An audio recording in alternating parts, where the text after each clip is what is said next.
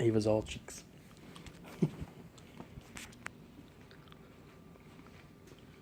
Good afternoon, everyone. Thank you for joining me today in my comparative speech.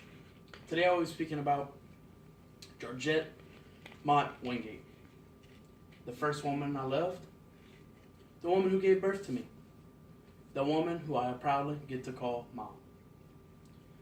Born on January 8th, 1977, Mom was brought home by my two grandparents, Gayla and Gerald Mott,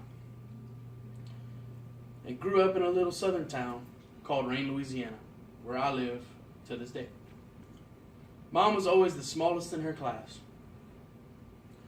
growing up, but wow, did she have strong legs.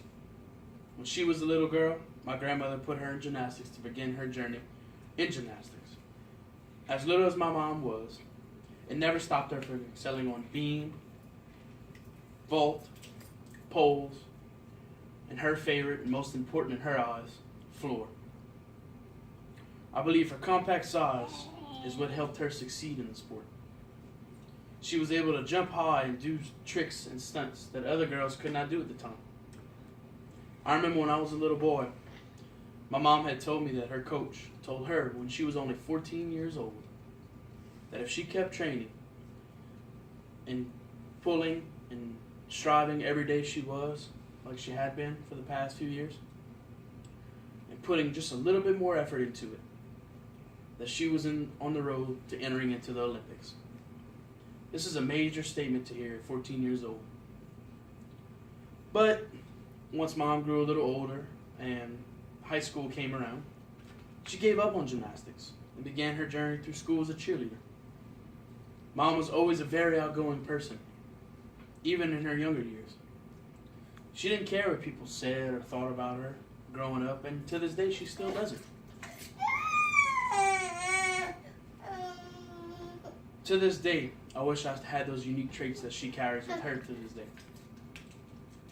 Her junior year, she began to date a young man by the name of Percy Wingate, who is my father.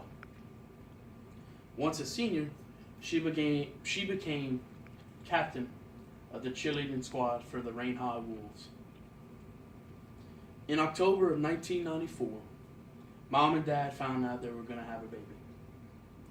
Dad being fresh out of high school and working full-time, and Mom being a senior in high school, both were very scared that they would be parents at such a young age. But I didn't believe that when she told me the story when I was younger.